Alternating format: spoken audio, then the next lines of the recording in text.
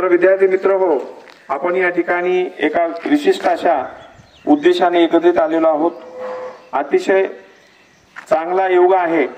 स्वातंत्र्याचा सप्ताह आपण या ठिकाणी 88वा स्वतंत्र सप्ताह साजरा करत असताना इथे आपण एक फार आनंदाची आणि चांगली गोष्ट या ठिकाणी झालेली आहे आणि त्यासाठी आपण एकत्र आलेलो आहोत। आपल्या शाळेचे माजी विद्यार्थी आणि या गावचे भूमिपुत्र दत्ता तांदळे यांची असिस्टंट केमिकल ऑफिसर म्हणून नियुक्ती झालेली आहे। एमपीएससी थ्रू महाराष्ट्र लोकसेवा आयोग यांच्या वतीने ते उच्च शिक्षित आहेत। एमएससी एमएड असं त्यांचं शिक्षण होऊन त्यांनी एमपीएससीच्या परीक्षा देत राहिले लोकसेवा आयोगाच्या, महाराष्ट्र लोकसेवा आयोगाच्या, आणि गेल्या 7-8 महिन्यापूर्वी त्यांना उज्ज्वल यश प्राप्त झालेलं आहे आणि ही एक आपली आनंदाची गोष्ट आहे। म्हणून या ठिकाणी त्यांना आवर्जून आपण आमंत्रित केलेलं आहे। त्यांचा या ठिकाणी आपण पुष्पहार, शाल आणि अतिशय चांगल्या पद्धतीने या ठिकाणी त्यांचा सत्कार स्वागत करणार आहोत। मी आपल्या शाळेचे सन्माननीय मुख्याध्यापक श्रीमान सोनवणे साहेब यांना अशी विनंती करतो आणि आपले ज्येष्ठ शिक्षक श्री डावरे सर यांनीही दत्तांचं शाल पुष्पगुच्छ देऊन या ठिकाणी स्वागत करावं आणि त्यांना शुभेच्छा द्याव्यात।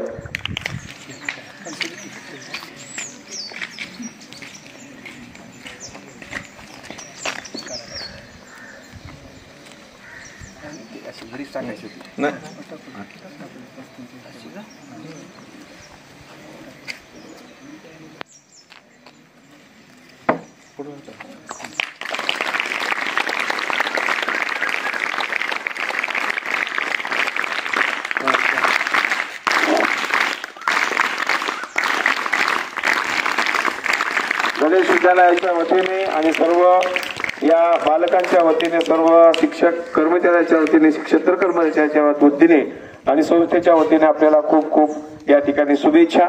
आणि ते आपल्या समोर एक 5 मिनिटांमध्ये आपलं मनोगत या ठिकाणी व्यक्त करतील। Good morning all of you, सगळ्यांना गुड मॉर्निंग। प्रथमतः मला इथे बोलून माझा सत्कार केला त्याबद्दल आपल्या शाळेचे मुख्याध्यापक माननीय सोनवणे सर, त्यांना मी त्यांचे खूप आभार व्यक्त करतो। त्यानंतर मी आपल्या शाळेचा विद्यार्थी आहे। साधारणतः 7वी मध्ये मी आपल्या शाळेमध्ये प्रवेश केलेला आहे। जसं 7व्या वर्गामध्ये असताना मी प्रथम या शाळेमध्ये प्रवेश घेतला होता। त्यावेळेस माझे पहिले क्लास टीचर म्हणजे एमडी सर होते। तर त्यावेळेसपासून एमडी सरांचं आणि माझं खूप चांगलं नातं आहे। तर आता मला येताना ते वाटेमध्ये भेटले आणि ते म्हटले की दिसल्याच्या नंतर त्यांना खूप आनंद झाला। ते म्हटले शाळेत ये, आपण काहीतरी करूया। तर ते सत्कारच असेल कदाचित, त्यामुळे त्यांनी मला इथं बोलवलं। तुम्हाला सांगायची गोष्ट एकच आहे की तुम्ही कुठे शिकलात, काय शिकलात किंवा तुम्ही काय केलं, ह्याच्यापेक्षा जास्त इम्पॉर्टंट आहे की तुम्ही नंतर 10वीच्या नंतर किंवा आतापासून तुमचं जे करायचा जो अभ्यास आहे किंवा तुमचं जे कॉन्सन्ट्रेशन आहे अभ्यासावरचं, ते तुमचं कसं आहे त्याच्यावर बऱ्याच गोष्टी डिपेंड असतात। कारण मी तर तुम्हाला अभिमानाने सांगू शकतो की मी 7वी पर्यंत शेळ्या आणि जनावर सांभाळलेली। तुम्हाला विश्वास बसणार नाही।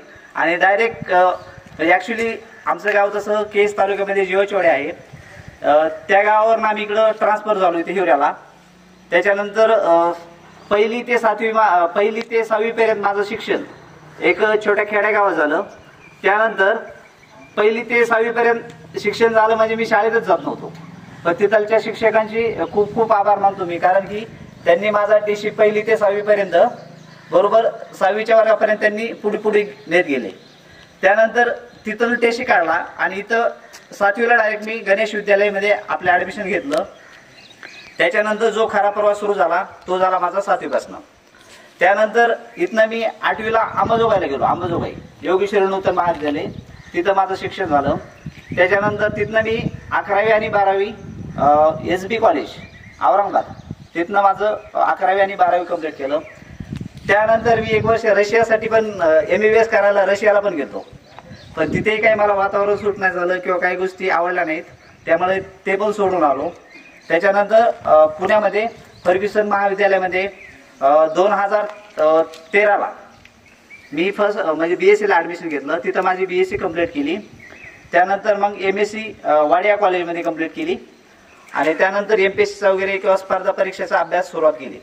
त्याच्यानंतर तुम्हाला तर बऱ्याच लोकांना माहीत असेल की MPSC वगैरे म्हणलं की एक जुगारच मानला जातो. म्हणजे होईल की नाही, घरच्या नाही टेन्शन, बऱ्याच गोष्टी असतात. तर अशा अनेक गोष्टींना सामोरं जाऊन अभ्यास चालूच ठेवला. त्यानंतर 12 डिसेंबर 2023 जे की एक्झाम दिली ती मी MPSC थ्रू IBFSने घेतली होती ती एक्झाम. तर त्याच्यामध्ये महाराष्ट्रामधनं माझा फर्स्ट रँक आला. असिस्टंट केमिकल ऑफिसर म्हणून ही पोस्ट भेटली आहे. तर त्याच्यामध्ये माझा ऑल ओव्हर महाराष्ट्रामध्ये फर्स्ट रँक आहे. मग त्यानंतर आता जॉईनिंग वगैरे पुण्यातच आहे माझी. तुम्हाला कोणी कधी आले किंवा काही कशाची आवश्यकता लागली तर तुम्ही मला कुठली डिफिकल्टीज किंवा डाऊट असतील तर तुम्ही माझ्यासोबत शेअर करू शकता किंवा विचारू शकता. त्यानंतर सर्व हे माझे गुरुवर्य यांनी मला वेळोवेळी खूप मार्गदर्शन केलेलं आहे. कारण सर्वप्रथम ज्यावेळेस मी इथं आलो, एक तर सगळ्यात मोठा होतो, मग त्यावर त्यांनाही भीती वाटायची कदाचित की एवढा मोठा आहे आणि शेळ्या जनावरं वगैरे सांभाळलेली आहेत, तर हा शाळेत चांगलं बिहेव करेल का किंवा वागेल का. पण तसं असे काही अनुभव आले पण आमच्यासोबत. पण त्यानंतर मलाच थोडी शिक्षणाची आवड लागली. मग मी नीट अभ्यास सुरू केला.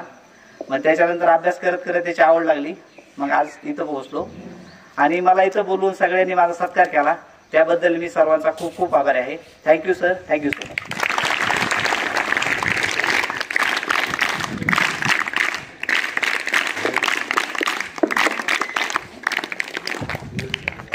तांदळे एक नाव असतं आणि गावातल्या गावात एक गजबजलेलं गाव असतं.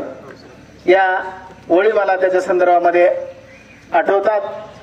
कारण त्याने जे कठीण असं परिश्रम घेतलेला आहे ते परिश्रम त्यांनी स्वतः इथं व्यक्त केलेले आहे. मला वाटतं एवढं कठीण परिश्रम घेणारे आज विद्यार्थी आपल्यामध्ये बसलेले नाहीत, नक्कीच नाही. मग तुम्ही पण बनू शकता. दत्ता तांदळेने असं ठरवलं, अनंत आमची ध्येयशक्ती अनंत अनाशा, अनंत आमची ध्येयशक्ती अनंत अनाशा, किनारा तुला पामराला. दत्ता तांदळेनं असं सागराला सांगितलं की सागरा तुला किनारा आहे पण माझ्या ध्येयशक्तीला किनारा नाही. आणि उज्ज्वल असं ध्येय त्याने गाठले. पुन्हा एकदा जोरदार टाळ्या. आणि त्याला आपल्याला सदिच्छा भेट दिली त्याबद्दल मी त्याचं मनपूर्वक आभार मानतो आणि हा कार्यक्रम संपला असं जाहीर करतो.